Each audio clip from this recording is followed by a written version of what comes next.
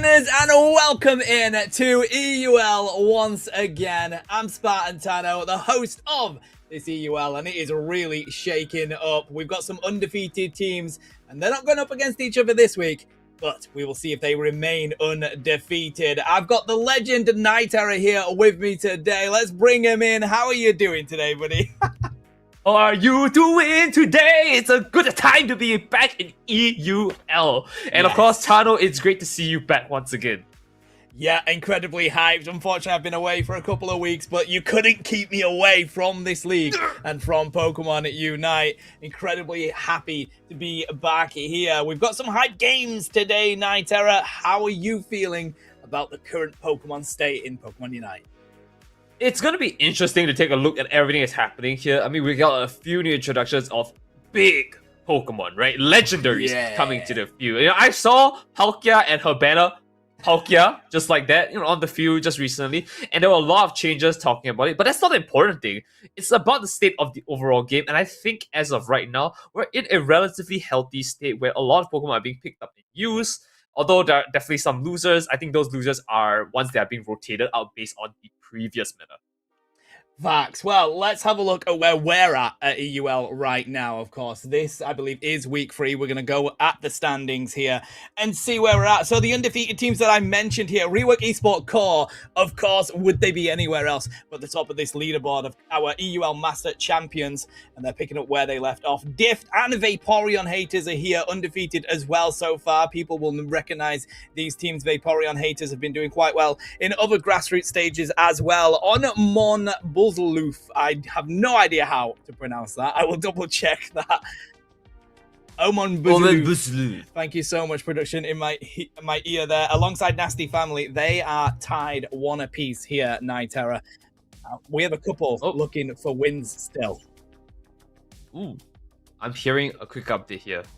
But it is crazy to hear. I think, Tano, do you want to take this? Because this is really important coming from we got some breaking news right now. I believe news. A Nasty Family have FF'd versus Onmon Buzuluf at the moment, which is why you can see that updated. This is the schedule for today, chat. We have Electro Drifters taking on TTAR, who, by the way, I've been watching a little bit. They are very exciting, is that team. Rework Esport Core are going to be taking on the Power Rangers, and Dift versus Vaporeon haters. So, in fact, I was wrong. That is 2 undefeated teams right now going up against each other to end this day, TTAR.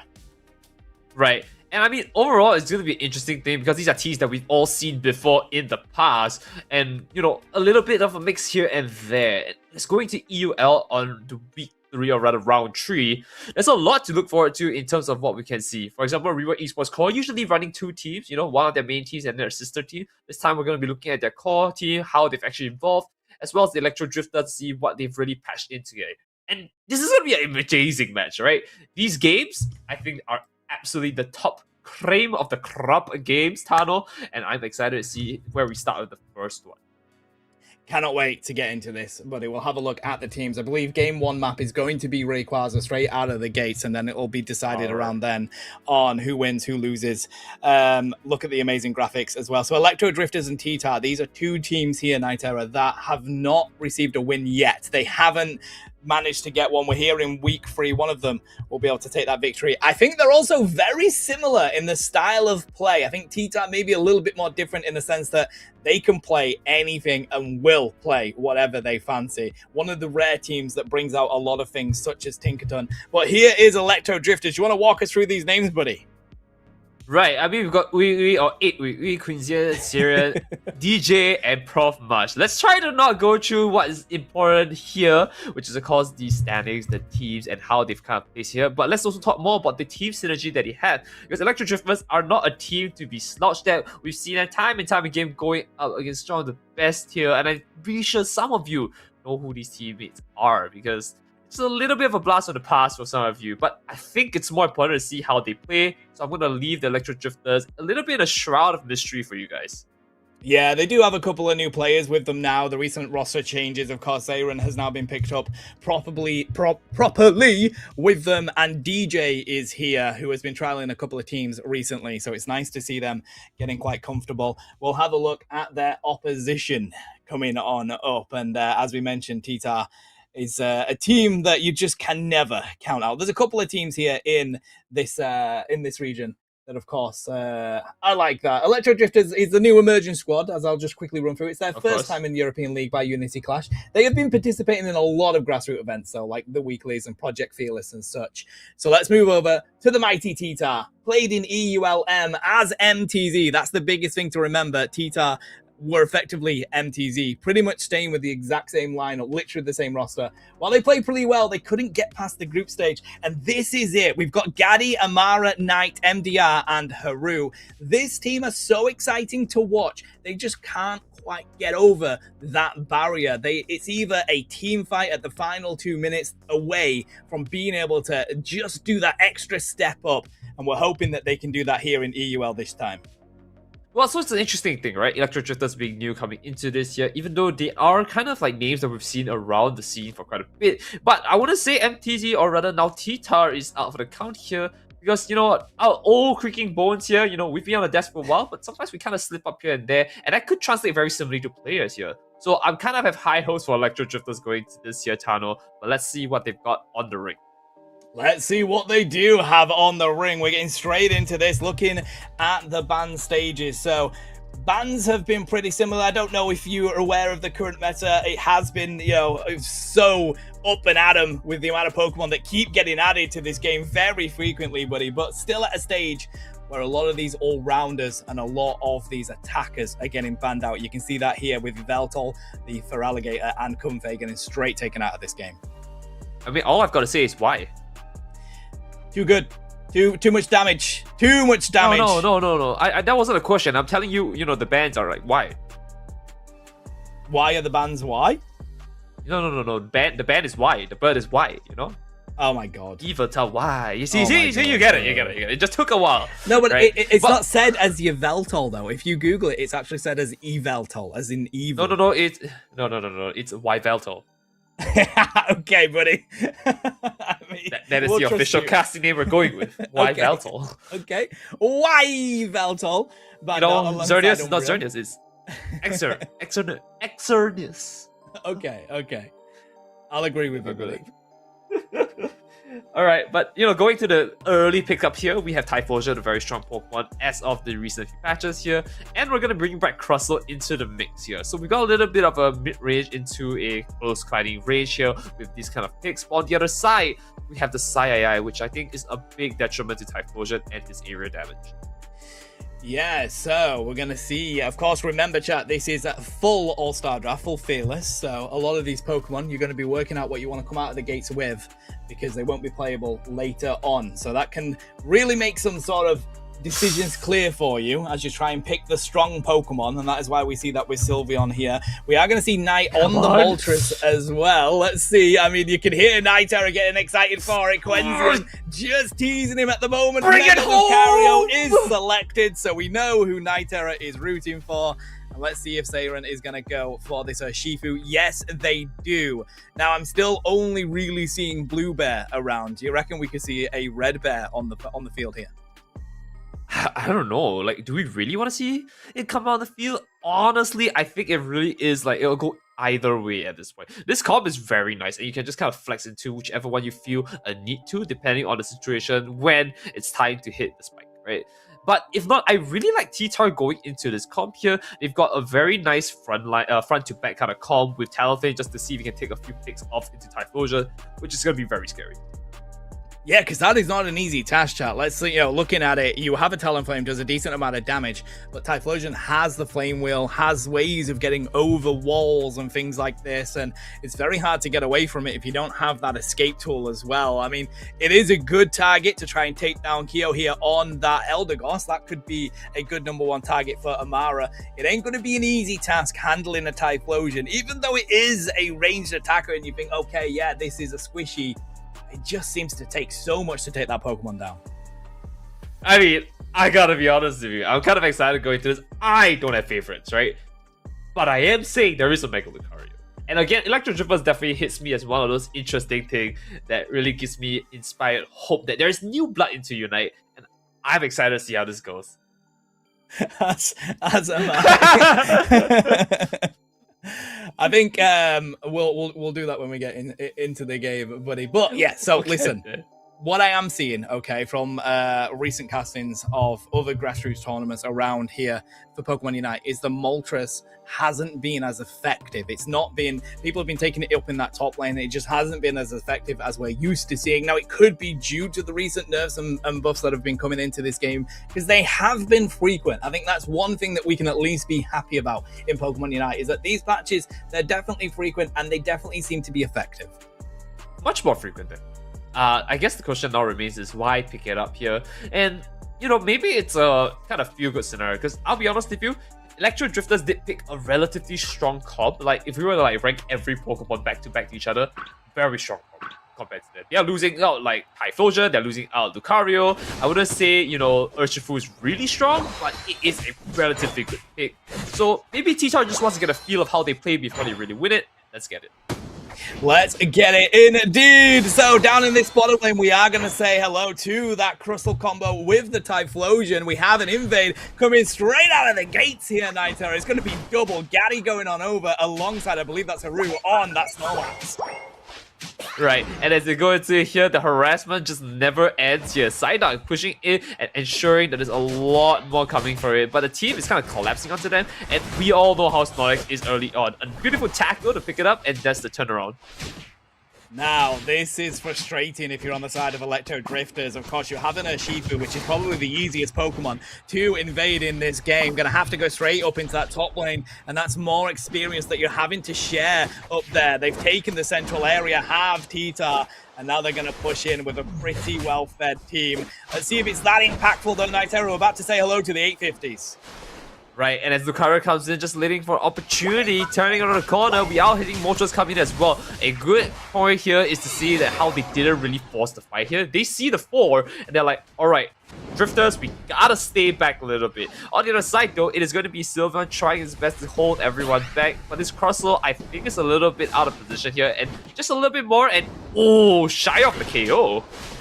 Yeah, that is a shame. You really want to see if you can steal that away. But what TTAR are doing is controlling both of these lanes effectively, allowing this central invade to come back to them. Look at it. Seiren, unfortunately, is unable to get going right now, buddy. We're at 8:15, and we still have a Kung-Fu on the field. And that's a little bit concerning, all things considered here, but I don't think it's the worst thing in the world. Hyper Voice comes and pops it out here as this little Kulava just kind of stuck in the corner, unable to really help his team out. But there it is, the Urshifu comes into play now. Let's see which side is going in. He's starting it off here, and the Flame Wheel gives him a little bit of a pushback into the Sylveon. This is a stark contrast to what we were seeing before here, when it was a little bit tough for them to fight back. So it's going to be a Water Bear, which is probably going to be way better for them, knowing they have the secure of the Lucario. But this is the problem. Amara has gone for the Brave Bird combo. Humongous amounts of damage, but they've already hit that higher level. They're at 8 right now, looking for that level 9 already as they dive back onto this T1 pad. And despite the fact that Electro Drifters have scored more points, it is a really aggressive early game from TTAR here. I mean, TTAR has the level advantage, just barely here. So I wouldn't say it's a very, very big advantage, but, you know, one level 7 across the board with a level 8 Talonflame here, and they're still chasing out with their lowest being level 5 or something like this here. As you can see, even the positioning advantage right now is just not favoring them as they move to the 7-minute mark. They've already got a little bit more across the map for TTAR, and they're trying to push in against Electro Drifters, going in for the basement Regirock. Looking like they want to go for some zone in here. We've got a Haru and Gaddy trying to zone away that Typhlosion. That's your #1 issue. Crystal does manage to get close to it, and that's the problem with Talonflame here, Nitera. You land on the Typhlosion, but it gets a shield with a Flame Wheel anyway, and the damage is just constant. It's not an easy task. Good effort to zone out Crystal here, although it kind of zoned out themselves with that Rock Tomb. Regirock continues to be ripped, does get popped up by MDR. Good effort coming out from Seiren looking for it, but unfortunately perfectly timed with that Hyper Voice, and that is a secure for TTAR.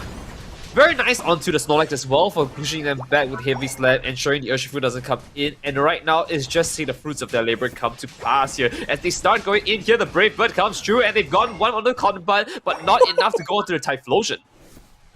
Oh, classic Amara, classic Talonflame. We're going to see that hit the wall. Doesn't get anything out of that. Just trying to be a nuisance, though, and buy some space for their own team. That has worked at least. Now in the central area once again. What I have enjoyed about watching TTAR play recently, moving on from MTZ, is how aggressive they are throughout all of the game states. There's a full power Sai trying to reduce that damage down, and they nearly found some KOs, did the Electro Drifters, until Amara comes in once again with that Brave Bird, pairing it with a Hyper Voice, and they just eliminate Electro Drifters off the field. And of course, they're in a great position here, so let's take a look at the score numbers here. 112 onto the side of Electro Drifters here to 174 to TTAR here, and this is not a great sign for them as it pushes them 200 mark. It looks like they're going to be losing a lot more than teammates here. TTAR is just looking to see if they can fight a way back with a nice footing, but they're kind of overstepping themselves here. That was lucky for MDR, the perfect moment to get away from that as they were looking for it, and they pulled out the explosive heat haze for Typhlosion, so you are going to be very happy with what just happened there for TTAR. Hitting level 12 now on this Moltres, leading the lobby so far, so we're seeing an impactful Kanto Bird here, at least as they dive in once again on this top lane. And the biggest thing here, Night Terror, is that they are making sure that Seiren cannot stay in the fight very long. And that's a great sign because, I mean, at the end of the day, I mean, it's not about just the player, but in general, having one less teammate doesn't really make it a very effective fight later on, right? So this is a good sign for them and how they kind of position themselves into winning this. And it is slowly showing. 257 points leading up into the 112 here. It looks like they've also got a little bit of prio, but, you know, the team just not there. Urshifu and Typhlosion just starting off the Reggie Rock here as we have a lone Sylveon who just really can't force a fight here. Did like the effort from MDR there, looking like they were going to try and leash that, not able to find it. Now they're going to use that Fairy Frolic, see if they can get some good shielding through, and they're going to find the Typhlosion at least, and of course, they do get the Urshifu stopping the score, and they will find the KO. That was an ambitious decision coming out from Seiren. I mean, it's a great one indeed, though. I would say that they kind of made it work from there. But also, look at how TTAR is also, like, kind of collapsing together as a team. Remember, this is coming from experience here. Now with the Typhlosion, though, very strong Pokemon, they could take this fight right now. It's going to be down to see whether they can push in here. We do see the Brave Bird himself coming through here as the Typhlosion goes in, see if he can dish the damage out. But it looks like the side of Electro Drifters have everyone they have here to just collapse onto them. Burning the Colin Cloud Crash as well. Great job on the healing. But it looks like Moltres is in for a treat. Oh, if they can find that KO, that would be absolutely massing here. But no, they're able to get themselves over the wall to fly, but then they are caught. Brilliant effort from Mush to get that stun through. And in these past couple of seconds, I would say the past 30 seconds has all gone the way of Electro Drifters because they know this is going to come down to the final fight here, Night Terror. Bravebird's going to stop that score. And they just got levels. That's the important thing. Finding those KOs, now we have a level 13 Typhlosion on the field. That's a little bit concerning. I mean, even with level 13 Typhlosion, I guess the thing is that there's a Moltres that's level 13 as well, and I mean, the firepower check is just gonna be at the Rayquaza fight. Now the question is, can they even reach that fight in time, and how will they position for it? Because these are two Pokemon that love to take priority early, so they can set us up for big amounts of damage, and I'm not seeing them really setting themselves up very well here, which is gonna be a big concern in this final fight. Look at that. They're just face checking, and it's just not working. Let's see if there's any importance put on that bottom objective. Gaddy may have been caught out here, but instead a good Heavy Slam comes over from Haru, and that's going to back up that Typhlosion at the very least. So DJ is going to have to look at grabbing some more experience from that central area. It will spawn down here. It's a Registeel. Massive buff for TTAR to have. Electro Drifters know they're not going to get this right now. They have to go for positioning. No, I don't even think it's positioning. They know that two are on it. They have to try and get a fight here. But it looks like Electro Drifters want to play it very safe. I don't like what they're doing here. I think they should try and hone in a little bit more the minute they saw Registeel was taken. All right, you know Talonflame, Amara's going to go for the 50 dunk. They've got to go for something now. Take the fight now. Talonflame isn't in it. You had a couple of seconds that you could find a KO with, and now they go for it. A little bit delayed. Amara is still down in that bottom lane. Looks like they want to pick up points, pick up more levels off that bottom lane farm, and in fact, they've pulled the attention of Seiren down there, and now we have a split fight at the Rayquaza battle here, but if they're going to half health it at the moment, Flame Wheel will take them over the wall, but here it all comes. Colin Cloud Crash is going to go down with the explosive heat haze as well, but that Fairy Frolic is going to land on free, and the Rubble Rouser is going to keep Electro Drifters on their feet, and that's enough for Seiren trying to get back in the fight. Pop that damage with the flowing fist, and they go one by one. TTAR losing their entire team. Electro Drifters with the ace will go for the rip on Rayquaza. And it's crazy to see. All things considered, they were positioned fairly mediocre, I would say at best. TTAR definitely had a lot more going for it, but the minute the Talonflame was off position scoring here, you can see how they slowly try to go into them. But again, numbers don't lie. It was a 5v4. That Talonflame was just a little too late to join the fight here, and it was all downhill from there. Yeah, they were trying to farm down in that bottom lane. I'm not quite sure what the aim was to make sure that you had more points, like get in the fight at that stage. I mean, Electro Drifters were very late to getting that in. I mean, as we talk about this though, we've got, oh, there we go. I was going to say, TTAR is still in the lead, but now they've scored those points. We have 20 seconds. If they can find some KOs here and push back, it is extremely close, but I don't think they're going to have time to do so, unfortunately. I mean, it's going to be tight here, and of course, the best call for Electro Drifters is to try and push their lead a little more as much as possible, take whatever fight they can, stop them from going.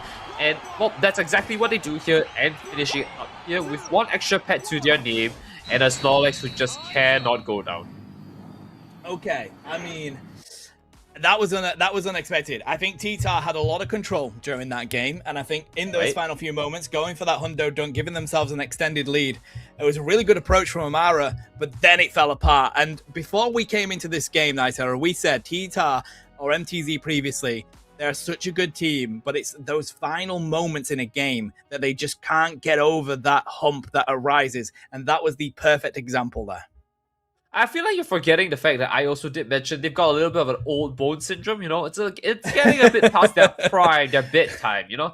I think it's time for them to, you know, maybe hang up the towel here or, you know, prove me wrong. Because I think that with a new name, it's a new game. So right now, it's the question of whether Electro Drifters can keep it up, this momentum, or will TTARs turn it around here? Just like TTAR in the Weather Storm. But as you can see here, they kind of put themselves up as a team, take this fight here as Electro Drifters come in.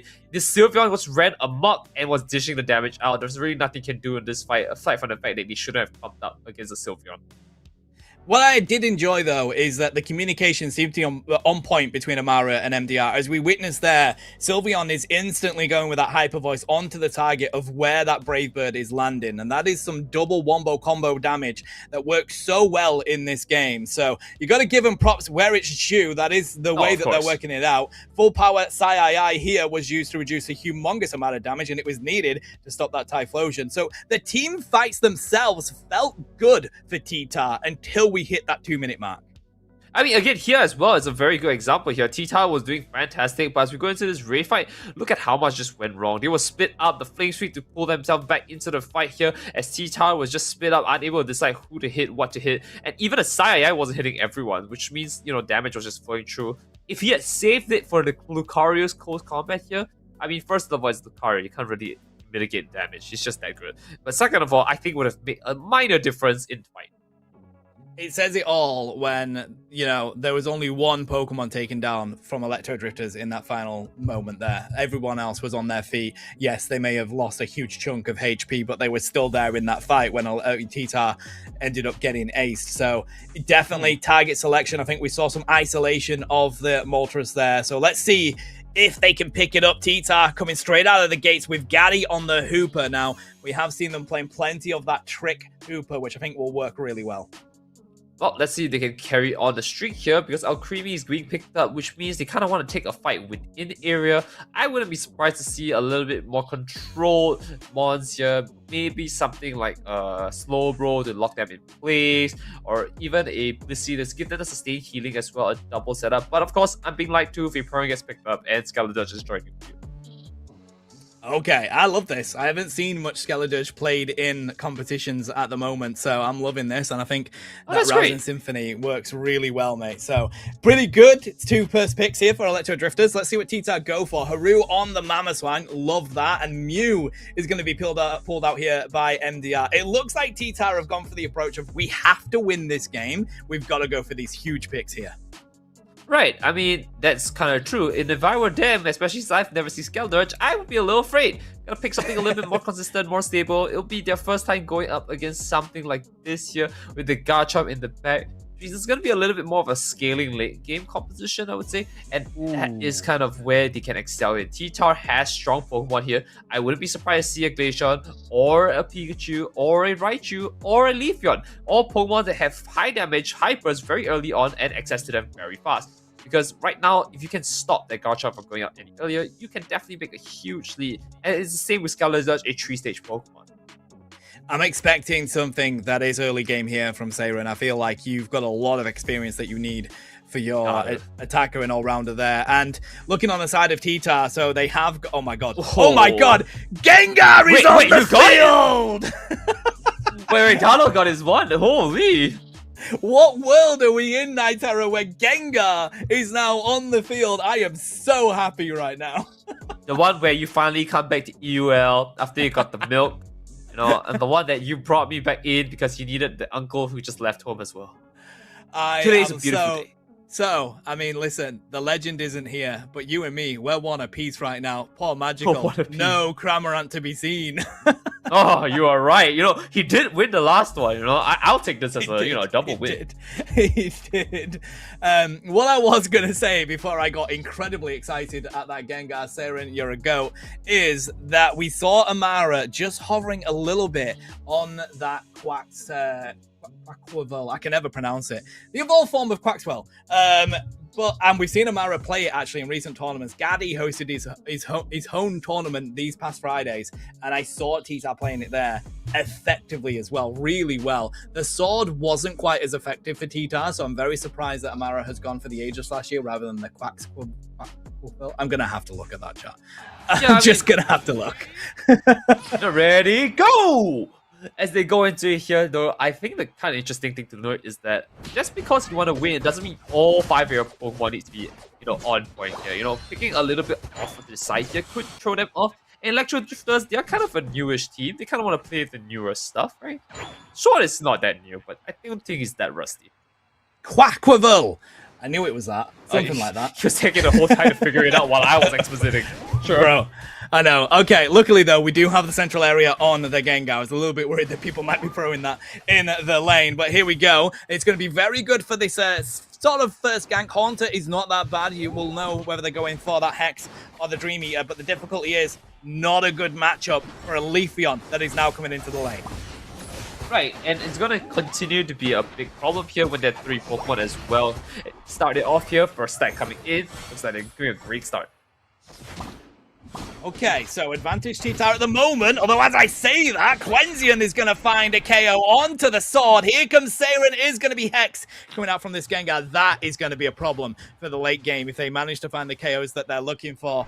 Now they've spotted the Leafeon. 850 is about to spawn on in, looking for the damage. Muted Auto is going to land, uses the Hex to get away from that auto. Perfect timing, but it does mean that TTAR manages to grab most of that experience.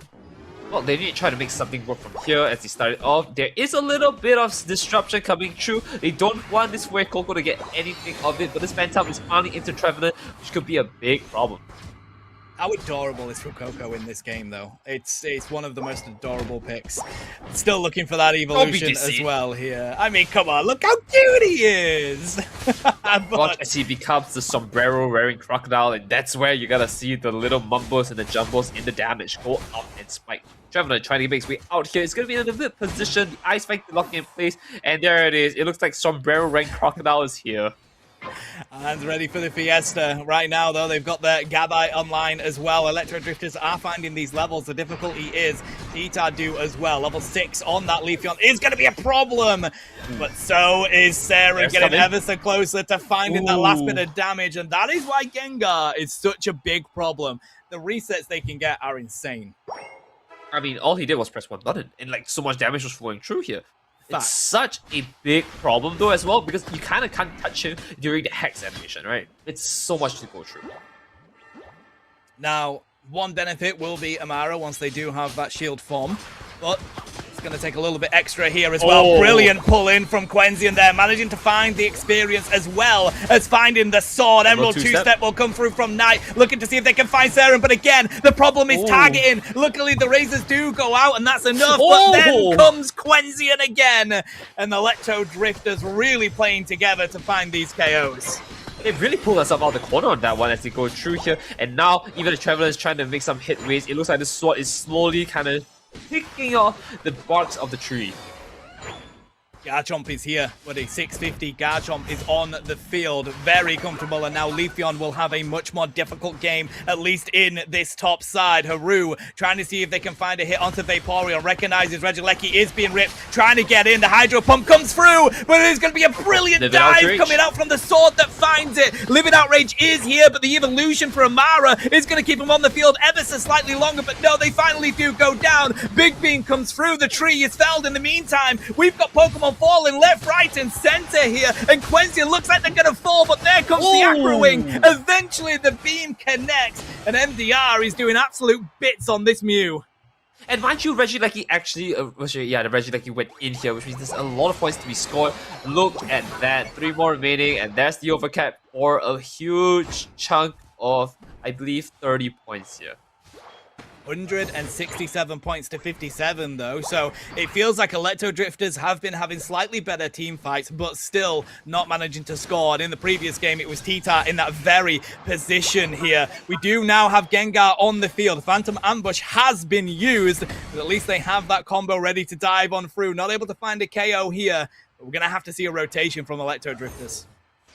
Right now, I am seeing a big problem aside from the points here is the fact that they're not really grouped out in a great position here. In fact, they're kind of letting TTAR engage the fight and just kind of wait behind. They're not positioning, they're just waiting. They're happy to let them come in because, I mean, look at this. Mamoswine is so out of position and they take the punish here. If he walks out of this scot-free, I mean, honestly, that is so not... That can't go away unpunished like that. That's just not it.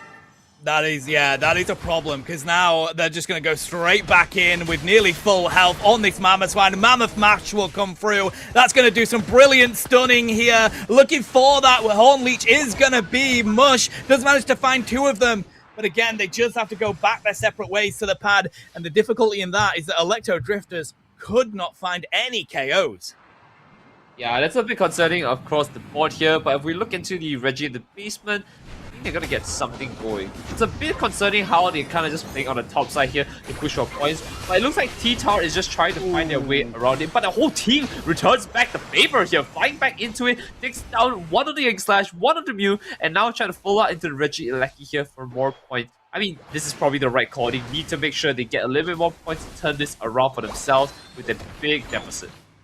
They committed a lot to that plan, and the thing is, a lot of Pokemon Unite is trying things, seeing if it works. That did not work at all. It was way too easier for Quenzian to pop that Livid Outrage and just bounce off the walls to find easy KOs, and then the Regieleki goes over to ED with just as much ease as well, and now they're desperately rotating down to this bottom lane, trying to see if they can get some sort of benefit here. Nightera leaving Leafeon to defend that Regieleki. Yeah, and it's going to be a little bit tough as well because, I mean, look at where this Regice is, and there's the finish up, the clean up. Regice is now taken. They've got the EXP to turn this around. The Phantom Force comes in. They're going to be taking on a little bit more damage, but they've actually pulled out one here. Traveler's stuck in the corner. They might be able to turn this around. If not for the Horn Leech here, as they turn this back into the favor of the team of Electro Drifters, drifting their way out in a precarious situation. And now it looks like they're coming off with the home crowd.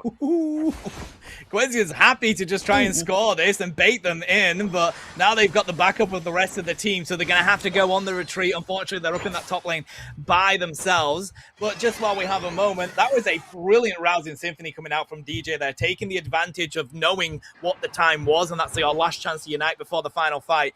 That kept Electro Drifters in that fight in the bottom lane. Right. It's going to be a little bit interesting to see how they can turn this back into their favor here, because even though they did try to make a big play and kind of succeeded the first time, the bottom side here just didn't go as well. Now, of course, Amara trying to run away as fast as he can, has the stack to turn this around if he wanted to, but very wise in knowing that they're deep. And that's not a good chance for them to stay here. 2 minutes on the clock here. They've got 30 seconds before the setup into Rayquaza. I'm excited to see how they turn this one back.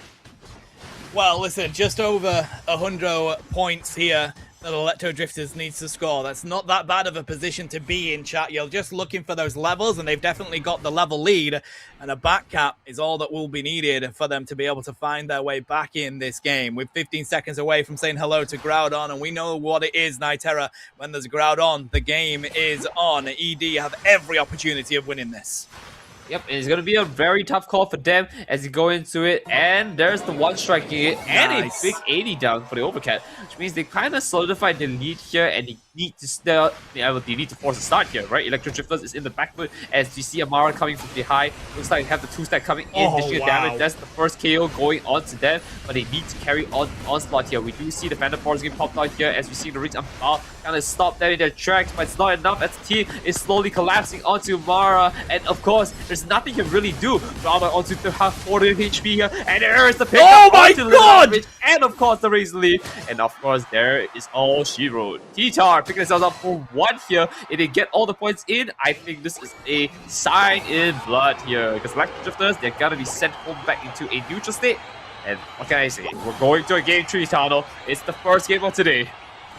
Bro, I thought that was done and dusted. I thought Quenzi's going to have that. You got the Livid Outrage on it. The final hit of damage lands, but no. Boy, did Knight have a conversation to have as he comes in with that Leafeon and finds the perfect moment to just pop that damage. Secures the final objective. They get the damage buff. And from then on, Electro Drifters just could not find an answer. That was smart play, buddy, because again, we had a situation where TTAR, they ended up losing too many of their members all of a sudden with a split-up fight once again, and Electro Drifters just crowded around Amara in that pit. They were looking for the KOs. Right, and of course right now as they continue to take this, I mean, I guess the question remains here is what can they possibly do to turn this around themselves into the last match here? We're going to a best of 3 players. It's going to be about 20 mons that are already out of the pool here. We've another 3 more for site 26.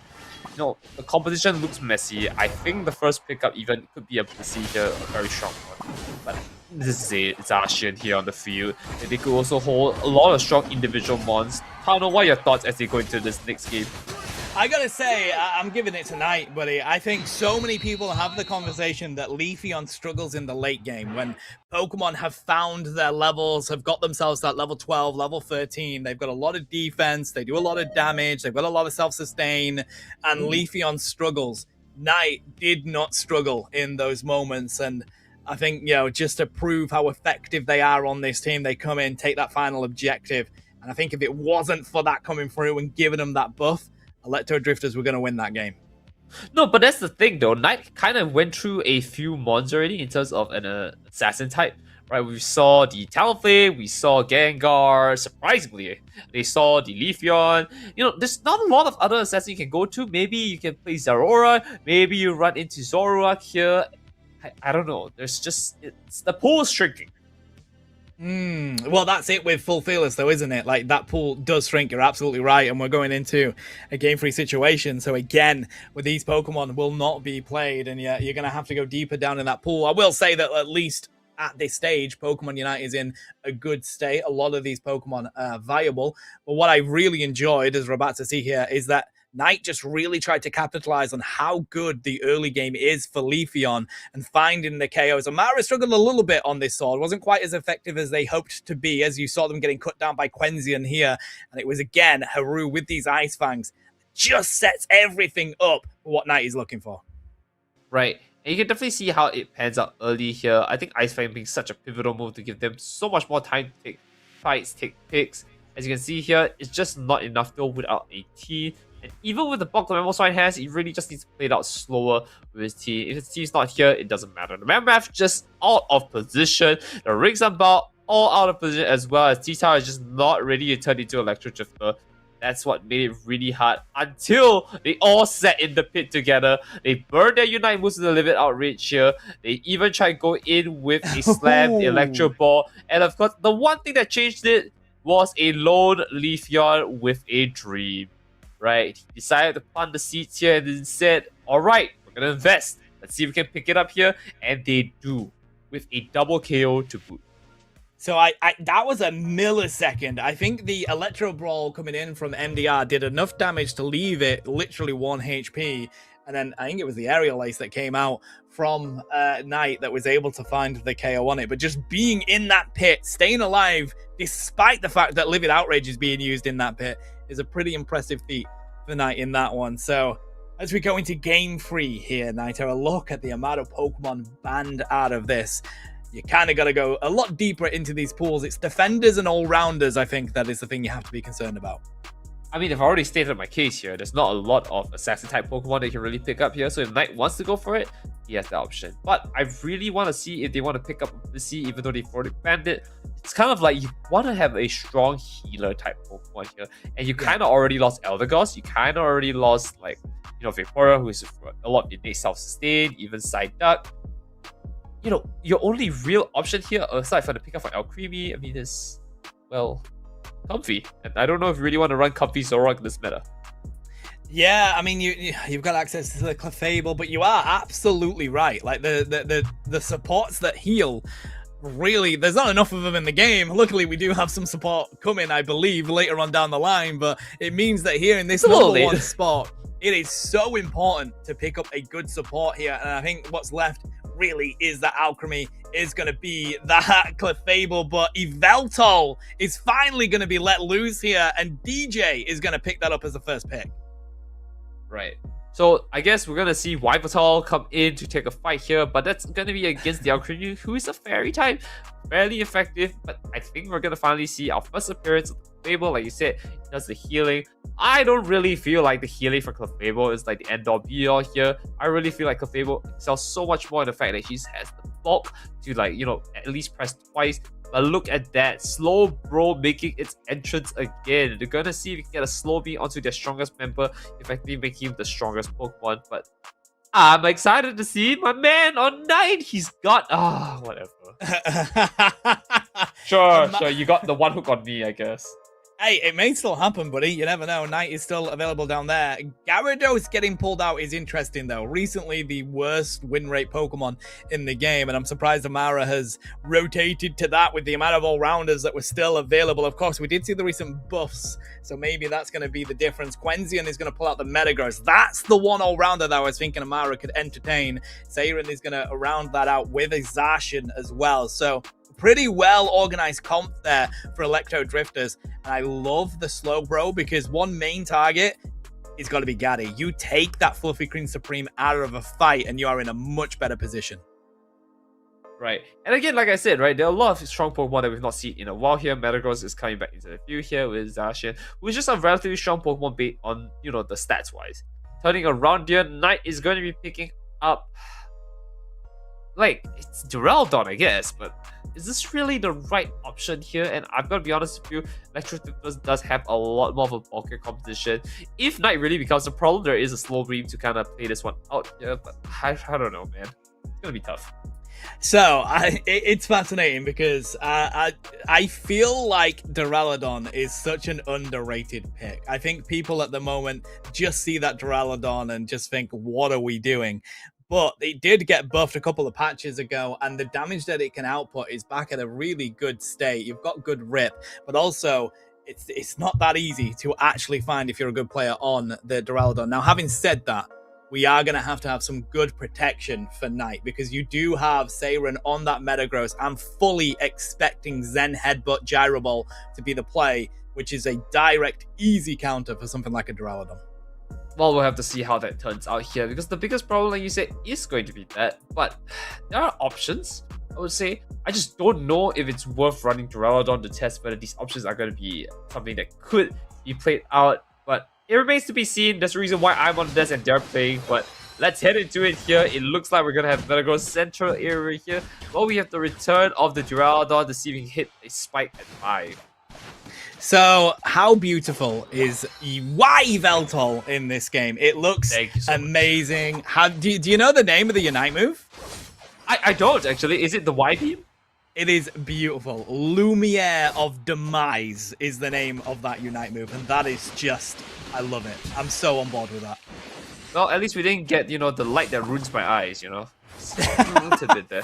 We're getting close to it, but, you know, all the same. Well, what they need to be getting close to is a Gyarados up in this top lane. Amara getting really aggressive with it, trying to build up that effort meter, and already having a very good effort. Here comes the Knight on that flash cannon, and the issue is, at this level, as soon as you see that target area, you have to get out of it, buddy. Right. And as they continue to take the onslaught here, it looks like this Magikarp is almost at its full effort meter. You just need to pick this up, and there's one more to go. But able to dodge away just in time. I think this last bunny is going to be all he needs to turn it around. There it is! Gyarados is on the field here. They can take a really good fight. Bounce comes in here. There's damage being dealt. As he turn it around, it looks like Zacian is in a precarious spot, going down, getting felled. But healing is going to sustain the tank here. We could technically take a good fight, but not with enough damage, unfortunately. That's good. That's smart. They're going to be happy with that on the side of TTAR. They get a Gyarados at an early enough stage to really power through this top lane. And now we have the Matang having to go on a retreat. And better yet, you still don't have a level 5 Zacian up here. So great position for TTAR to be in, as Amara's going to dive in once again, looking for the KO with the Aqua Tail. And it is going to at least keep them limited on what Electro Drifters can do. I mean, even if they keep them limited here, we are going to the 8-minute mark here, where of course we're going to see the Regidrago here. The team is not really rotating downwards here. You can see Alcremie is still stuck there with his duel.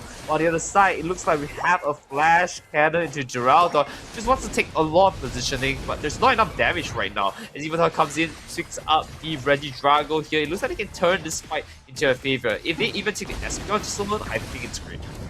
Yeah, the difficulty is this Yveltal is going to do a huge amount of damage and is much better secure. MDR was the main secure target on TTAR there, but they were zoned out, which means the Regidrago is effectively going to go to Electro Drifters with some good secure from DJ. And now we have the 720s coming on in, and it looks like a full push on that top lane is coming out from TTAR. All this farm is going to go to Electro Drifters, and they're going to be very happy with that. Right, and now of course they take a look another round on the top side here. Looks like they've got themselves in a great spot. TTAR is leading the charge with 79 points to the 10 points on Electro Drifters. I don't really think there's much you can really do in this scenario, but to wait out a little bit longer as the Regis now spawn. As we do see the Regi, the Addict being Regis here, they got priority, they figure us out, and TTAR has the numbers advantage in terms of just a little bit more. Bottom side though, it's going to be 4-1 here. Lapras has a dream, and it looks like unfortunately they didn't pick it up. No, going to take that bottom objective. That's a Regieleki pushing this team hard. Now, MDR is here to try and get some stun through as well. They're going to need some assistance. We do see this Duraludon rushing on down with a flash cannon, trying to see if they can do something. They've got Revolving Ruin as well, trying to pop it here on the pad. That is going to be enough to disrupt, and Regieleki will not go in. Ooh. They find the double KO as the Lapras hunts them down, and that was some quick response from TTAR, and boy, did they need it. Right, and of course they continue this onslaught here. It looks like they're slowly being chipped out here. Zacian with the empowered sword tries to go in for it. Does pick up one of the Lapras, but could pick one more if he jumps in, but not without getting KO'd by the Gyarados.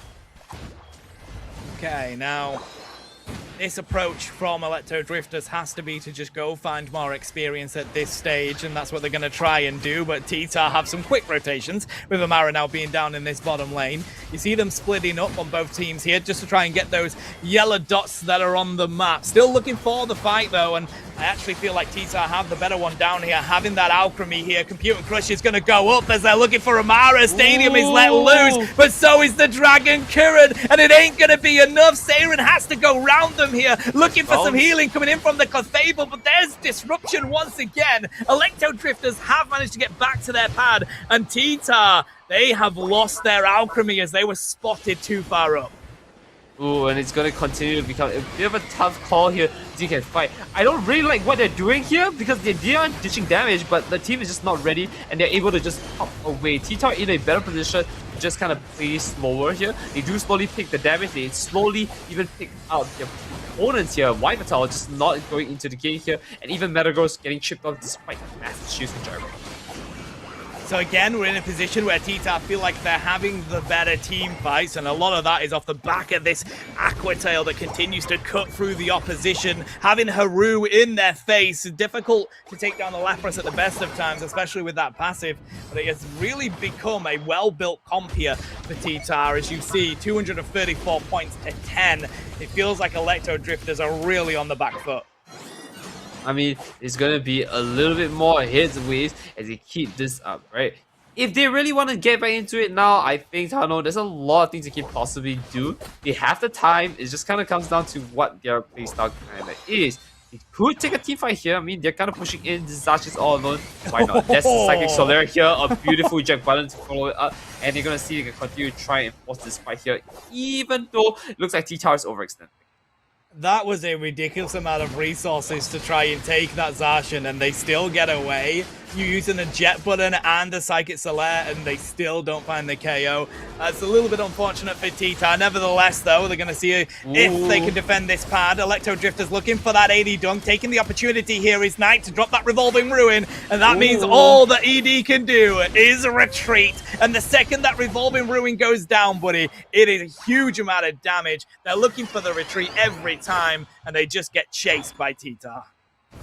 Yeah, and already you can see that there's a 200-point deficit here as we take a look into that. Moving into the 2-minute mark here, they still got a minute more, but it looks like priority is kind of shifting to TTAR's side, who has so much of the map under their control, so much points, and called the levels don't lie.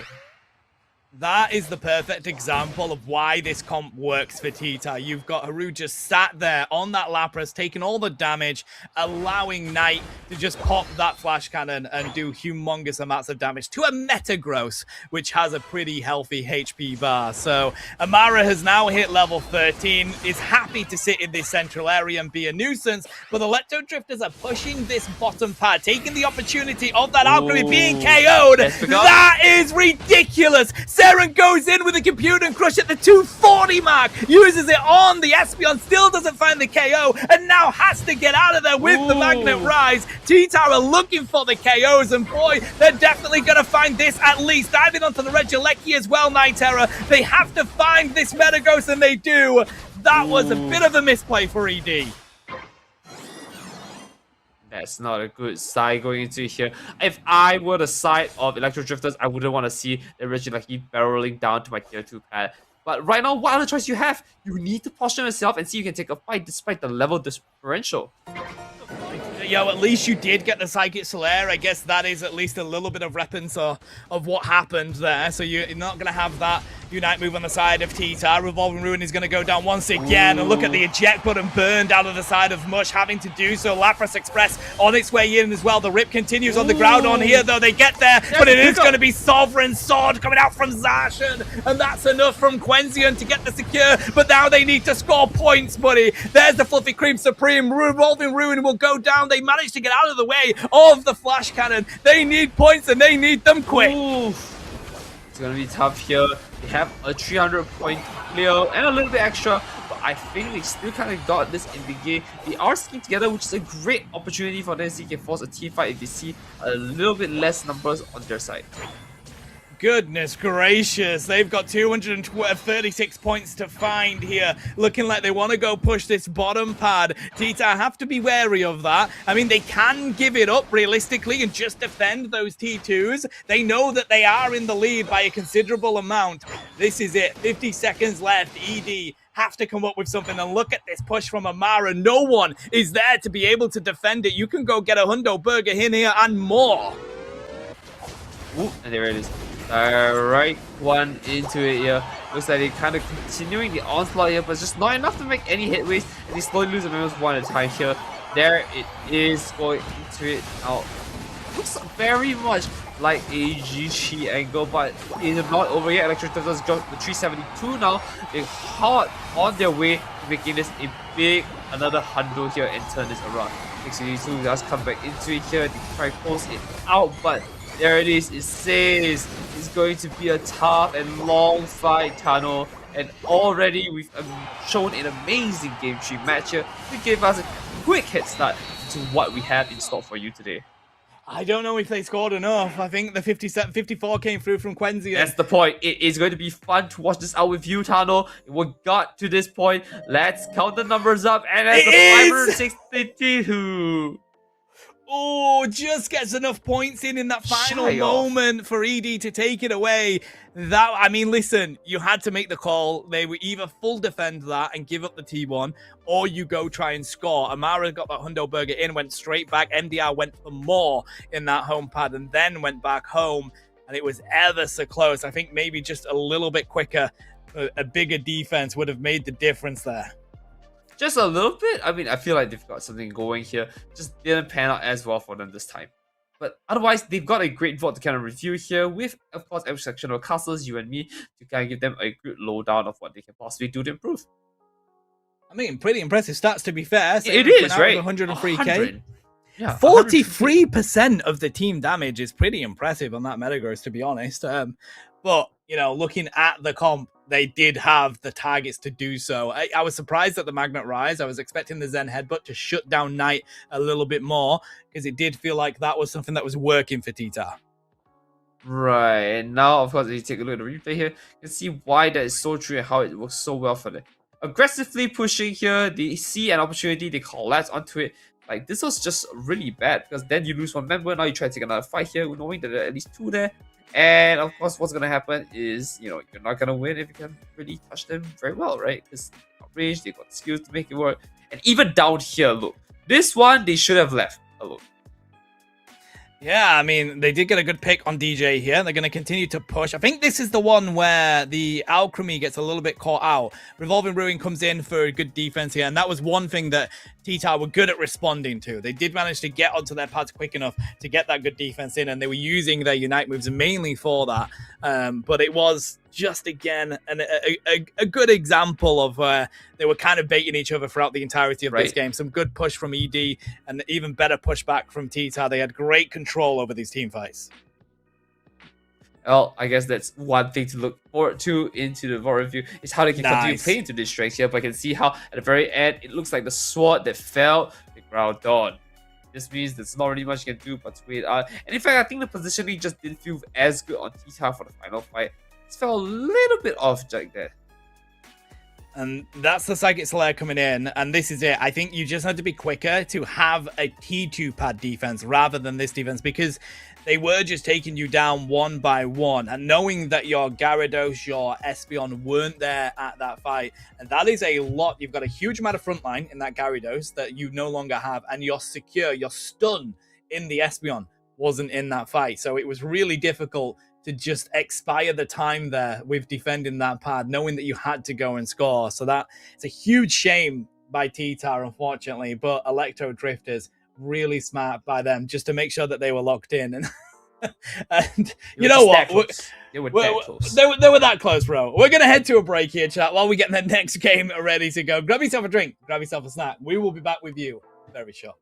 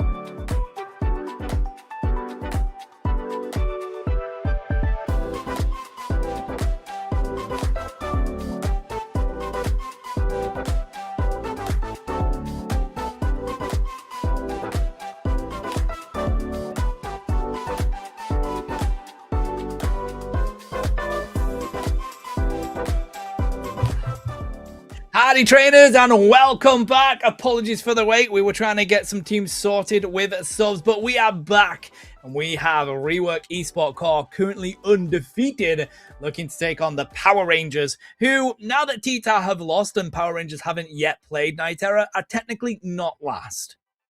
Right, which kind of is interesting because, I mean, there's a lot of facts to go through, but I think you want to take Rework Esports, who is one of our core teams coming to EUL. That they are, as Alito, Clem, Volto, Revenge, and Frigo are here. They are basically a roster consisting of both Core and Gear, and they won EULM, but this is not the same roster except a couple of players. Then, of course, on the other side, we have the Power Rangers, which I'll just go through. We have Akira-san, Hardy, Ikaruga, Dalim, Enoka, Leoshin, who are all amazing members from our community here. In fact, some of them you might know from Team Peps here as one of the managers. But this time, they're going to be going to get their wins here against Rework Esports Core. That they will. So, let's go. Now, a couple of you will know. Don't look great. A couple of you will know these Power Rangers players throughout the grassroots scene. Not yet on a team that you see them competing in, but it's nice to see them here in EUL, especially Irakuga and Dalim. Let's see what the bands are going to be, though. We have the side up. We have the Snorlax for Alligator out of here. Eveltol and Sylveon. Why Eveltol? Why Eveltol? Let's see what Revenge are going to go with. I don't want to rip off Spraggle's bit, though. You know what I mean? Is that Draggle's bit? It's Spraggle's bit. Oh my god. Have you never seen UCS? Do you think I watch it when I'm not in it? You know what? That sounds really... You know what? Don't take that into heart. As we do see, though. First pickup, Skeleton. Oh, it's not Skeleton. We are going to be seeing Mamoswine being hovered here. So they got a very stable tank. In fact, a very nice pickup into a Ice Fang here, potentially. But I am hoping to see if they can play out something like a Dark Rider dash around this Mamoswine. Yeah, I think right now, grab your support, grab your defender would be a good shout. But no, they're going to steal the Skeledirge away, knowing that they were entertaining that pick. And Azalito is going to get the Hooper here. So realistically, you don't need to go for the defender at that stage. So I like that call from Esport Core. Of course, they've already got one on the side of Power Rangers. Right. I mean, they're assembling the Megazord, as I would call it here, and they've got the great start, right? They've got the damage, they've got a little bit of support in positioning here. They want to be going, not healing. So they've got a great start into this one. On the other side, though, Blissey and, of course, Dalim on the Mew here. They've got their long-range artillery and as well another tank and healing. So they've got a strong front line to work with. Now, the question is, can they break through on the side of Rework Esports Core? I'm just wondering how many times you can get the Power Rangers motto into this this cast here, buddy, because I think you're doing impressive We'll try. so far. Let's see what Clem is going to go for. Volto, for a second, went for the invisible Pokemon, but now we're going to have Ceruledge on the field. Frigo is also going to go for their tried and tested Blastoise. So pretty good comp here for Esport Core. They've got some good sort of assassin capability alongside some really good frontline. Right. And finishing off, rather, we have Ikaruga on the Machop here, so they've got high damage coming in fast and quick. Now, the other problem is, I don't know whether the comp makes sense anymore, right? I am excited, though, that we are going to be getting one of my favorites here. Of course, it's going to be Lucario coming into it, and if they pick the Mega Lucario up, it really would fit the Red Ranger team at its, Battleizer form, going Mega, so to speak. I mean, looking at this comp, I think Esport Core probably have a much more balanced comp. Looking at Power Rangers, you may flame me for saying so, I like the idea of that Machamp taking the central area, to be honest. I think a lot of your team is built around that Machamp, managing to find those levels, get that submission, and I think you have to find that Unite move quickly enough as well. So, for me, Talonflame is not that bad in lane. Acrobatics is really good for secure. I think send that Machamp into the central area. I think it makes a lot of sense, though, that Power Rangers, their team is actually quite interesting, where they get a lot of pickouts, right?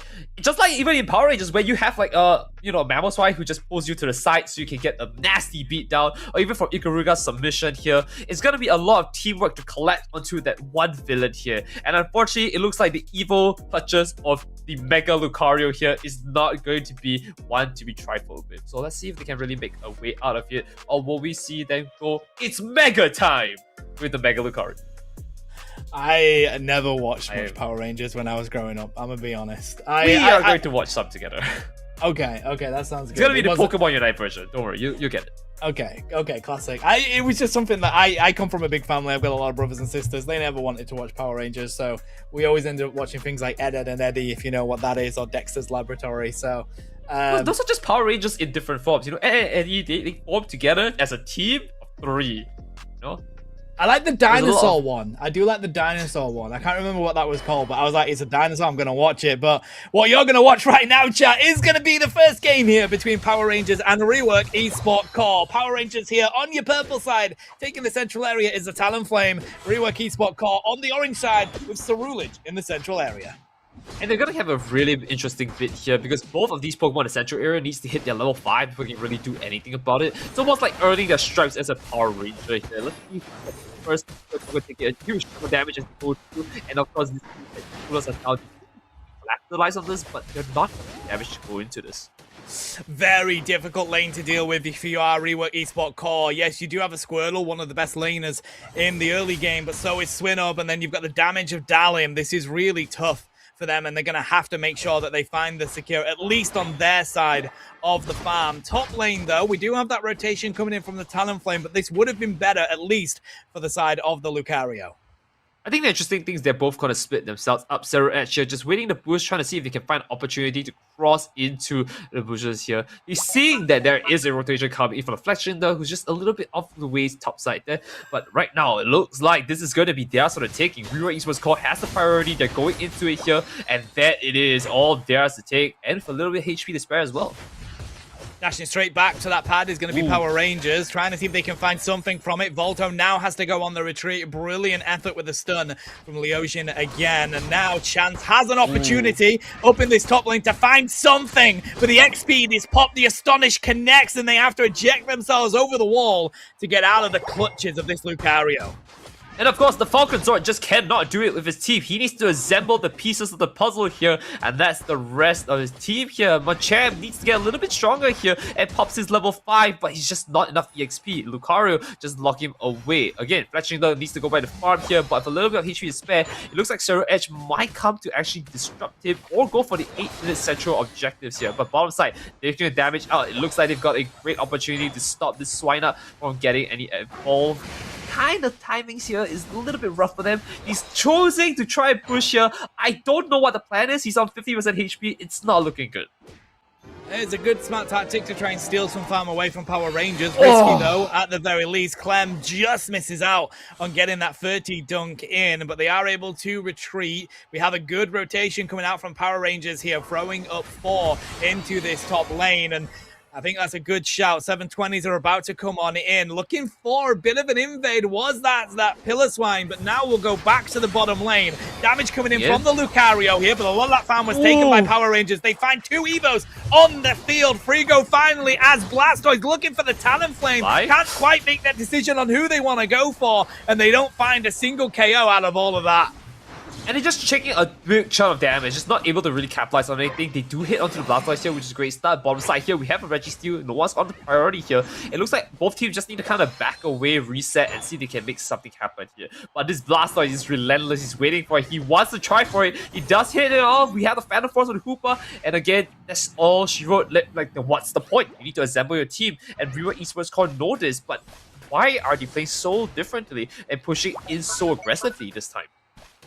Yeah, I mean, listen, you've got to try and grab what you can when you can, and that's how Rework work. They want to really push onto Power Rangers and make sure that they are limited, at least in levels, if not forcing them to rotate quickly. We do now have them putting a lot of attention down in this bottom lane. It's a smart decision, because Esport Core have 4 up in the top side, looking to go for the rip on the Regieleki. Are we going to see if this Machoke can get there in time? Recognizes that they absolutely can't. Bottom lane, though, trying to go for a big defense is going to be revenge, but they are pushed up the Flux Zone, and it is a slight advantage down here for Power Rangers.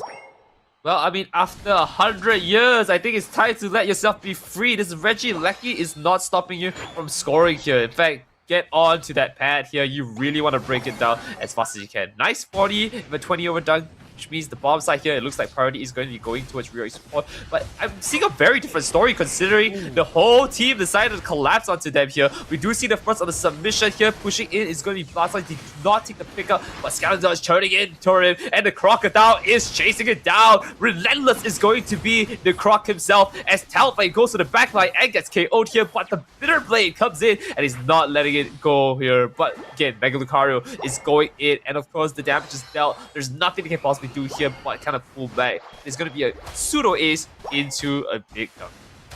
Yeah, and the simple fact is they do not have enough crowd control on Power Rangers to handle the damage coming in from Esport Core. And again, that is a situation where you don't have your Machamp pairing up with your Mamoswine to get those connections just yet. Look at where Irakuga is at the moment, having to go get experience. They need to hit that Machamp level. Yes, they have submission right now, but it's so easy to find a KO on it in the level difference. And it just is Esport Core walking through this central area while Power Rangers are desperate, looking for the connection there. Can't find it as Frigo gets away with Surf. And he's just gonna keep being relentless onto this. They do take out the shield here, but of course Zero Edge wants to take another fight. Blastoise going in, the Aura Cannon's activated. It looks like Magnetic is coming in, but he's very far away. The Revenant and into the, of course, for Typhoon. And that's the damage being dealt. He's gonna rush, try to push that and give them a little bit of defense, but it's just not enough as the onslaught begins here. And Rewa Esports Core just kind of collapse onto them. Mamoswine just dishing a damage and is taking it, but it's not enough to hold them back here as Talonflame finally gets into the fight just a little bit too late. Turning it back around here is gonna be Mega Lucario, who's a little bit shy of damage here. The KO point is low, the beam's not hitting, and we do see Blastoise taking one for the team here with the stuff, and unfortunately for them, at least taking down one. Power Rangers really losing their power here, and all I'm seeing is the rest of the Rangers going down one by one. Oh, Frigo nearly able to break those ankles, but the Flame Charge is just going to be too much damage. And yeah, again, another example of just brilliant Blastoise play. Irakuga will probably agree with me here. That Pokemon is still so freaking stupid in this game. It does so much crowd control, decent amount of damage, and even a Machamp is really struggling to handle that crowd control. Registral Rip coming through now for Power Rangers. They desperately need this. We do see Revenge and Frigo here looking to see if they can steal it. Last opportunity for that Rousing Symphony to do just that. Good secure. We also have the Hooper coming in from the flank, and the Rousing Symphony was tried. Wasn't quick enough though, as that will be stolen by Dalim, and that gives Power Rangers at least desperately needed experience here. Yeah, I mean, they're going to go in for it here. It's going to be a little bit of waste here, and this Mew is just trying to stop them, but I think that's the biggest mistake. You have so much going for you. You're burning a Mystical Barrage for it, and you're almost getting KO'd here. If you go down, right, this is such a big mistake. Blastoise relentless in the chase here, is going to go for it, and for some reason, this Blissey is able to hold the turtle back, and that is crazy. But central side here, we're going to be seeing a lot of farming happening here as the Blastoise just continue to be a menace under the bot lane. I mean, it was some good distracting while they score those points. 328 to 30 now at the moment, needing 298. I can do quick maths. Points scored by Power Rangers. We've got 20 seconds until we say hello to that final objective. It is going to be, I believe, Kyogre this time around. Maybe Rayquaza. Wait, first game. It is going to be Rayquaza, sorry. So it does mean that they do have the opportunity to get some quick scores in. But right now, Power Rangers really on the back foot. When there is a ray, there is a way, Nitera. But I can't see them finding that way. Hey, they've got to assemble the Megazord. It is their time. It looks like after this, it's going to be going into it as the Mega Lucario is kind of off position here. If they want to take a fight, it's right now. No Mammoth Mash investment. It looks like Mammoth is wisely trying to see if he can turn this right with his team. But he's going to get caught by the Mega Lucario if he keeps staying there. As we do see, the Blastoise is kind of positioning itself so aggressively up front, not letting him come in. They don't have a way in. The Surf pushes them back. They're not even trying to start the Rayquaza. They know that they need this Rayquaza, not I need this Rayquaza. Reaver Esports is just locking them in here. The submission comes through. The Ice Spike coming in. They do manage to themselves onto the Mammoth right here, and it's not enough to turn it around, but it looks like the Lucario might be going down with just a little bit. A lot of damage going through. They're trading 1-for-1 here. The Revenant comes in, and of course, it's going to be close, but they do have a Surge turning it around. A little bit of HP left. He needs to turn it around. Bitter Blade comes in, does the damage, and Surge is out of the clear here. The woods is open. It is free. It looks like they're able to base back here and stop the slide of the Power Rangers another day. 1 more minute left on the clock. They have one more fight they can take here. Power Rangers need to find an answer into this. Bro, Volto has just put this game on his shoulders and locked in. The Bitterblade finding 2. Talonflame was absolutely right. You have to go find that KO onto Volto. Just poorly timed, unfortunately. As that comes through, they find the double KO, and that has kept Esport Core in this game. If they lose Volto there, the rip on the Rayquaza is much easier for Power Rangers. They're going for it all now. We've got that Mammoth Mash coming through as well. Can they find Akira? Yes, they do. They've 50%. Done enough to defend it here, buddy. Bitterblade connects onto the Mammoth Swan yet again. It is all down to Irakuga. We do have chance on the outskirts looking for the fly, but they're not going to be able to get there quick enough. And it's just KO Central. That is Esport Core locking in the final few moments and taking game 1. Now, I'm gonna be real here, Power Rangers were making this a little bit more convincing at the very end, but it's just not enough when you don't have the numbers to your favor. Especially after getting aced by the Reaver Esports core team. I'll be honest with you, the numbers didn't look even better after that when they were hitting level 13s. That was insane from Volto. They were on such low HP. I was expecting them to get KO'd even with the Bitterblade, but it was just perfection. It's just a shame by chance. They just had to time the damage going onto the Ceruledge a little bit better, and they just ended up running into a perfect Bitterblade. And that is how Esport Core managed to take this game away, buddy. That was incredible. Well, okay, to be fair, Tano, you know, I know you haven't watched Power Rangers, but I want to give you a little bit of lore dump before we move into the next game. Yep. Yeah, you know, so like, you know, we work with like a 3-stage arc kind of deal, and the Power Rangers, they usually lose the first fight going into it, you know, and then they pick themselves up, and then they, you know, the climax of the game comes, and I believe this is the start of a comeback, you know. Reaver Esports Core need to watch out. You know, they're gonna start like powering up. It is fearless as well, and I'll be honest with you, they might have picked relatively underpowered mons. Let's be fair here. Look at the damage cross here. They are dishing the damage. It's just not as high as this Reaver Esports Core. Well, Fair enough. again, it's a situation where I feel like they didn't the comp itself for Power Rangers. If they had found ways to get experience early enough to that Machamp, and it should have been the central rotation, in my opinion, because Talonflame has acrobatics, has some great secure in that lane early on, but you just need a quicker response from Irakuga. And we saw him trying to go up in that top lane, finding that extra bit of farm, which was the right call. But that's why we see this here at the moment. You needed more damage, you needed more crowd control for Power Rangers as eSport Core.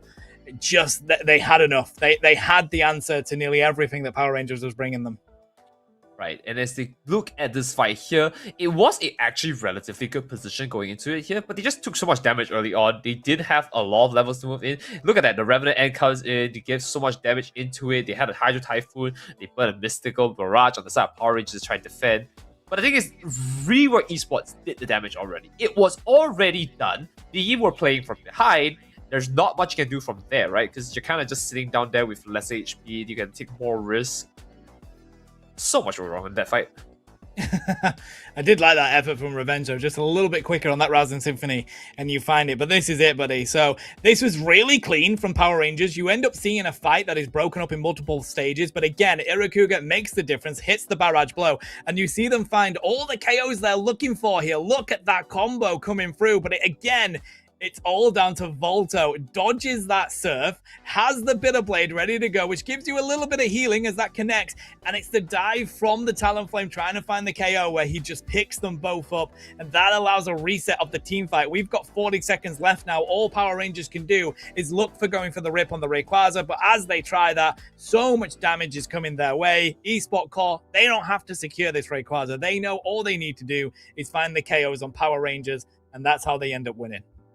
I mean, we can take a pause here. I mean, the most important thing that we should note is that ultimately they were in a pit, right? Yeah. They had to take the Rayquaza. It was their fight to take, and ultimately it just didn't go out as well for them because of that, right? At the very end, they had so much area of effect damage in a pit as well. I mean, like, have you tried like aiming a hose into a glass? That's kind of how it felt like. It was just loading damage, artillery into that pit. A Green Snake didn't want it, but he was like, I guess I'm just in for the ride now. And that's just how it really felt like at the very end. If they didn't try for the Rayquaza, I felt like they would have definitely lost, but at the same time, that's kind of the only way they can win as well. So what was the answer there? I don't know. I really don't. Well, again, it's a difficulty of the way that final game was. I think the final fight, sorry.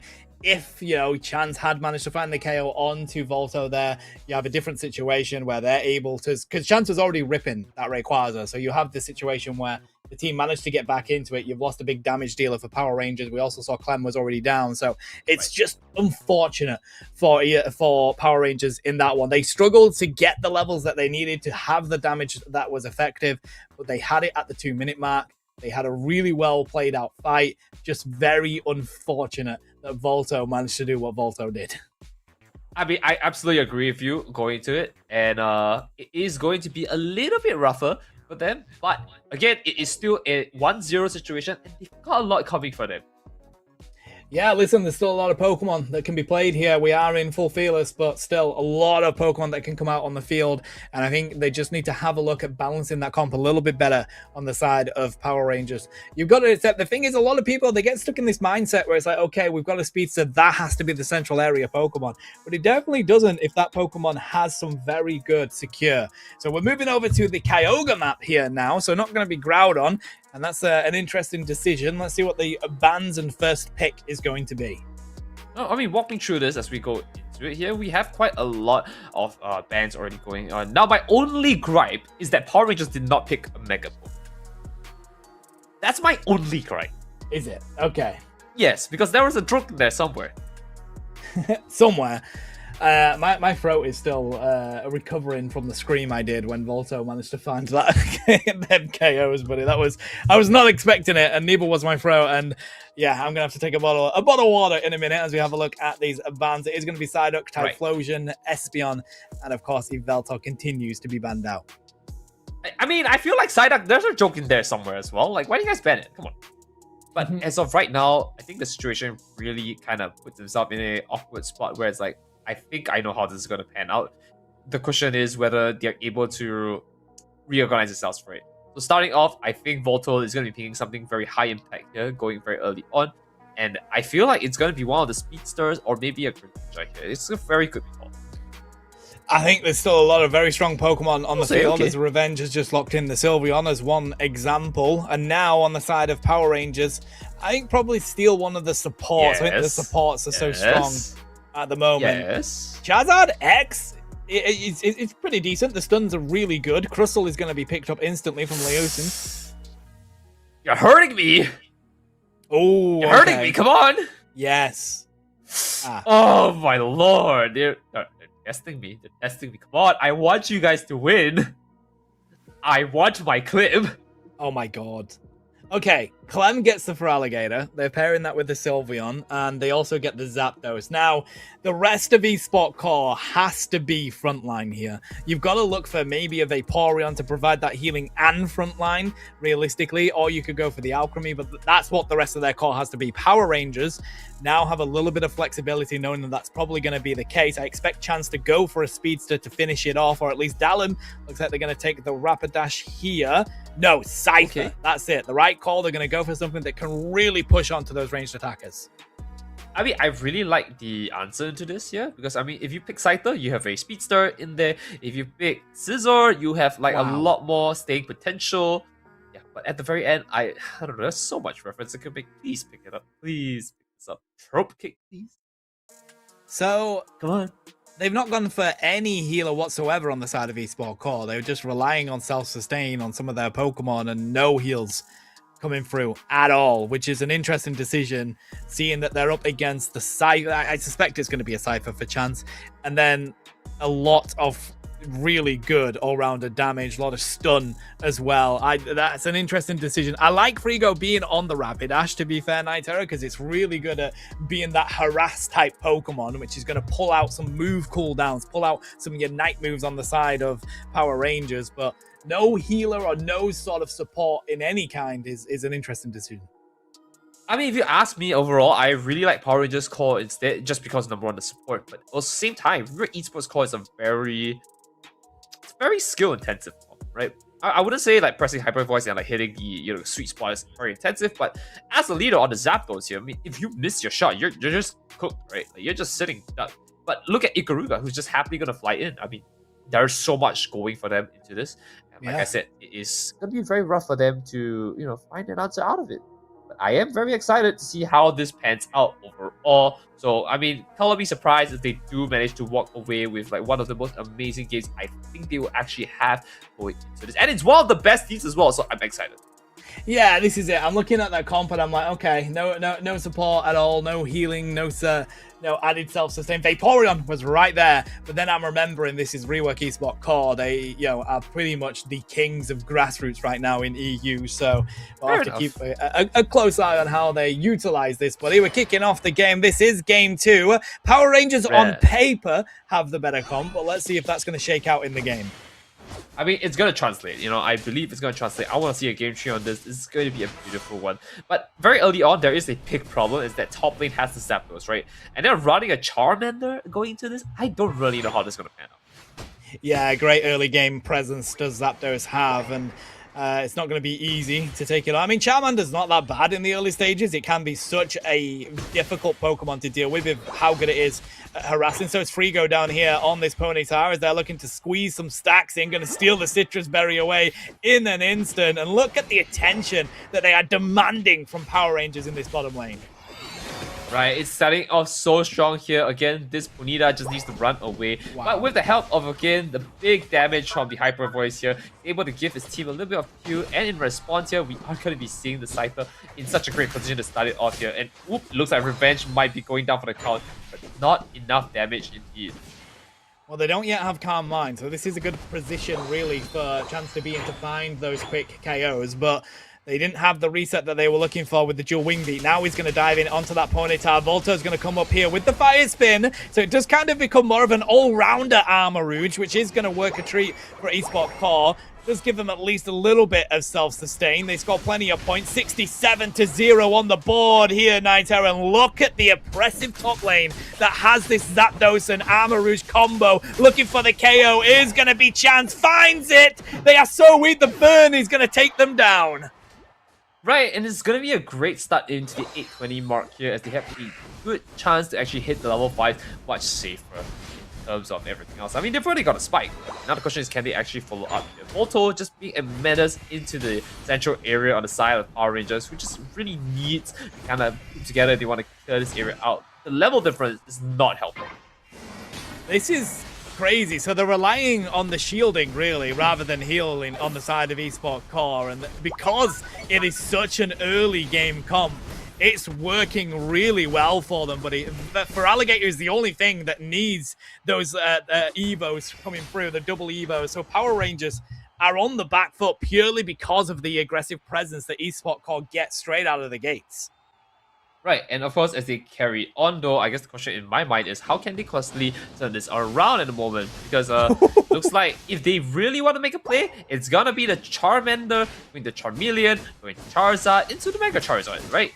They've got to try and make something work here. Scyther comes in. There's a chance they could actually take as leader out, but it's just not enough. The damage was going through, but they just didn't have enough reach to finish it off. Yeah. So jump. Oh, Volto is alone. Level 9 is going in. Yeah, they're not going to find the KO here. This is it, even with the dual wing beat. Chance needs the team to be with them when they go for those dives. And in that top lane, there wasn't anybody else there. You didn't have the Charmeleon with you, didn't have the Eldegoss with you. If you did, you find the KO on the Zapdos. And that's what they've got to work on instantly now. They've got to connect, come back together as a team, and take these fights as a team.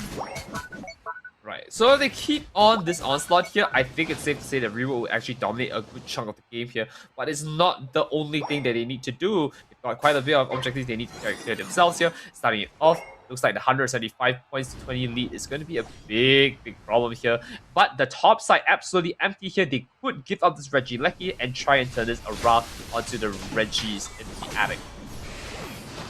Again, look at how far you're diving on the side of Esport. Look at the level difference here, TTAR. You've got a level 8 is the highest on the side of Power Rangers, which is the lowest on the side of Esport Core. And that has all been built off how strong the early stages have been. And now for Alligator is at level 10. You are being out-leveled massively on the side of Power Rangers. And this is what we call a snowball game.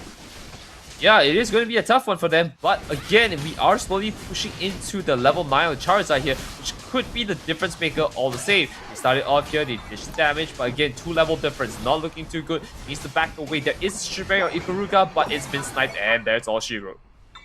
The only way that they, I mean, they're going to go and farm now. The only way that they get themselves back in this is if they get a lucky pick on a couple of Pokemon on the side of Esport Core, realistically. They do have that Green Illusion Dive nearly ready to go, which is going to be great for the team fight, but again, has to be a team fight unite move. You have to stick as a team, look for that fight, and find levels off the farm of Esport Core. Really, I don't think that's an answer right now, aside from the fact they need to play it safe here, because every fight they take that they don't get a kill is going to be detrimental. But there is a slap here, it's Mega time! Going into it here, they immediately get taken out, and that was the joke I was going to make that didn't last like 4 or 5 seconds. This is it though, if they had the Green Illusion Dive there alongside the Seismic Slam, they find 2 free picks in that easy. That is experience that goes over to your side. Rework Esport Core, they're not getting much from these KOs as far as experience are because of the level difference. Yet on the other side, if Power Rangers just find 2 KOs in that, they make themselves up 1 or 2 levels very easily. So again, another situation where Power Rangers have to stick together for these fights. They didn't have Cypher there. They needed that Green Illusion Dive, paired with that Seismic Slam. Let's hope that they can come together for the next one. Now, one thing for sure though is that everyone esports calls need to stop being, too complacent with their, well, let's say food here, because anything could really happen here, right? It's 4 minutes on the clock here, and 1 differential could make a big problem. As you go into it here, it's good that they're also keeping in mind that they only have 1 pet here, which could make the gameplay a little bit easier for them. It's just how they do it. And they set a Triforce here. There's the first pickup here going into Scyther. And again, there's no one to follow it up. So it can be rough packed into the field here. One way they can go in here is they can wait for the Serena to come in here and then the Charizard to follow out the Unite move. Maybe they can try something here. But with now the Regieleki coming into that just a bit, I feel like they kind of just need to play defense. Yeah, I mean, listen, at least on the side of eSport Core, you do end up with a situation where you get a little bit too confident when you are this much in the lead, and they do try and see if they can push this T2 pad. It could be an opportunity for Power Rangers to get something, but they can't there. They had to use the Queenly Ascendant the last moment they can before the 2-minute mark, and they couldn't find anything off it. Green Illusion Dive is going to be used. That's one KO, looking for the second, and there we go. Level 12 on the side of the Cypher now. They've got the opportunity to find a KO onto the Feraligatr, but at least they are now in this game. Both of the carries on the side of Power Rangers have the levels to make this a game. It's quite insane that when you look at it here, they were so behind and just only 3 KOs later, they are somehow back in it again. Now, the question remains, though, is that there is a giant point deficit here. 317 points. I don't know if that's going to be a big concern, but it's going to be something that we need to look out for. I'm really glad that Power Rangers have responded to this, though. Again, a moment where eSport Core just overstepped a little bit too long, stayed there, and got picked out. So now we have a game on our hands, buddy. 30 seconds left here. More levels they're looking for on the side of Power Rangers. They've now hit level 13 on all of their all-rounders. And they have an opportunity. It's all about this next team fight. 15 seconds before we say hello to Kyogre. They know somebody is in that bush. Volto just waiting for someone to hit that pad and pop that fire spin. Well, I mean, you know what they say. When there's a Kyogre, the game isn't over, but the Kyogre isn't even out yet, and I'm not seeing a chance in heck they're going to go into this. As Power Rangers takes another fight here, it's going to be a tough call. As they started, the Green Illusion Dive is going in. We don't even see the Seismic Slice come in. There it is. It's going to go Mega, but it's not going to be enough damage to go into it. The Fairy Flowing does pop it around, and they have to pick a very massive 2v3 fight here. Damage going through, and Charizard is unfortunately down for the count here, which means the 3 on the team of Real eSports Core, they're in a great position to just back or take another fight if they see anyone. Yeah, they don't even have to go for the objective here, buddy. They're in such a commanding lead that they can just pull the attention of the team by going to score. Revenge here, just going to pull the attention down in this bottom lane. Dallin can't do much more but go on the retreat after scoring the Hundo Burger. And to be honest, that was a perfectly timed big job bite from Clem that was able to shut down Chance on the Cypher. If they didn't do that there, Sylveon goes down, and they can find a little bit more. Finally, we say goodbye to the Feraligatr, but eSport Core still have the rest of their team here, and that is an ace. Power Rangers, they're going down, buddy. This is going to be a 2-0 victory for Rework eSport Core. And it's going to be a tough one to watch here. I couldn't really solve it, but usually it's going to go down in game 3. But today, it looks like we've got our first game 2 on our hands, and unfortunately for them, it looks like this is going to be a rough one. It is rough. They put themselves up against it. I gotta say, I felt like Power Rangers had the better comp coming into this because I was concerned at no support being on the side of eSport Core. But because of how strong the early game is, you have a 1 Evo on the side of Charcadet, 1 Evo on the side of Ponyta. You don't need an Evo on Zapdos and 1 Evo on the Evolution. So realistically, by the 8-minute mark, you should have a lot of power spikes on your team. And that was all that was needed to start snowballing this game. So it was a well thought out comp by eSport Core. And as you can see, the levels and the points prove it here. I think the one difference it could have definitely made was just they allowed the Scyther to just play the game on its own, right? Just play its own mini game, farming as much as you can, rather than actually trying to assist the team. Because at that point, it was a very hard fight, and Scyther is probably your only out. But at the end of the day, it really comes down to the fact that the team just wasn't ready to take on the onslaught of the early game. Yeah, I do think that, you know, if Power Rangers had recognized the fact that they have to fight as a team, they have to have all of those Unite moves popping off at once to get themselves back into the game, because we saw it just before the 2-minute mark. They started to do that. The Green Illusion Dive was paired with other Unite moves, and they found a couple of KOs because eSport Core overstepped, stayed there too long. And then we finally did have a game on our hands in the final few moments, buddy. So if they'd have recognized that earlier and would have found ways to find the first push in the central area by Core, for example, then we might have had a completely different game on our hands. But they just could not stop the pressure that eSport Core were bringing straight out of the gate. I mean, for sure, if there was a way out of here, that was the answer, but I'm not seeing it at this point. It's just a very tough call for them to try and find anything when you're in such a position. And I mean, I wouldn't blame them if they felt that it was hopeless. But again, kudos to them for making all the way to the very end here with what they did. As we look at the damage and the numbers here, you can see that it is definitely not like they didn't try, but as you can see from this replay here, very early on, they got absolutely chunked out here, and of course, the Scyther was just in such a weird position where I could have gotten Azalito. I could have made it work, and there it is. I made it work, but Volta was behind, and the team just wasn't ready to follow up. But that was the exact example I was talking about. That was the 8:30 mark. They had Rapidash, Sylveon, and Armarouge online. Zapdos was already there with the levels as well with Zap Cannon. So that is it, buddy. They've got the power spikes that they're looking for at the 8:30 mark, which is ridiculously early. And then they just clean up the early game from then on because Power Rangers need those extra evolutions. Cypher doesn't have anyone that they can play off in that situation. And here's the 2-minute mark where it was a well-fought fight, to be honest. And you'll see the big job bite coming in down at this bottom mark because Chance had the opportunity to make the difference here. Revenge was getting so close to being KO'd, had to pop that Unite move. The big job bite there shuts down the Chance, and that is it for Power Rangers. Yeah, and at the end of the day, I guess, what can I say? But they did really put a fight up against Real Esports Core. Well, of course, the last one just felt a little bit off touch there. I would definitely give it to them for pulling up all the stuff that they could. Now, of course, Real Esports Core, don't get too complacent here. You've got games up ahead here. It's only round 3. You've got a lot going on for it. So, take a short break here to see our next matchup. Tano, I think I've got something for you in store here. It's going to be a fantastic game right after this, but I'm going to hold back on saying what it is. So don't be afraid. Look out for it.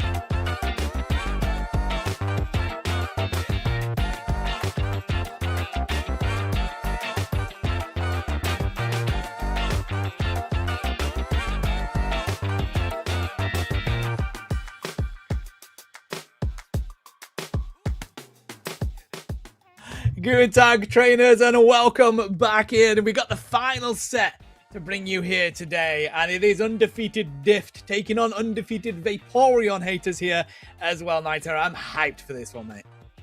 Hey, wait, did you get my script? I told you I was going to tell it to you. I stole it. I stole it. You stole the script. I told you that we're gonna have a good game. You know what? Maybe I'm happy you took it, because this is the 2020 match, which we're going in to see whether we can get into our first 2-1 here in E3O to complement it here. But as we go into Vaporeon haters, we have Indigo, Oscar, Laura, Danny, and Voxshow. And I think these are names that we've all seen in a lot of our EUL series and across the board as well, just in Unite. So this won't be for the ages, but I think on the other side, we have another team that I think you want to introduce.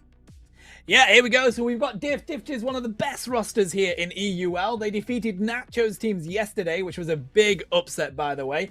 Iklas from Rework Esport Gear, Cascade from Rework Esport Core, Jose Jurare from Los Catacados, and the Lynx, which is Mellow, is coming back to competitive. They last competed in 2024. So this is pretty much a mixture of some of the best teams here in EU competing under one name, which is Dift, which kind of says it itself in that name, buddy.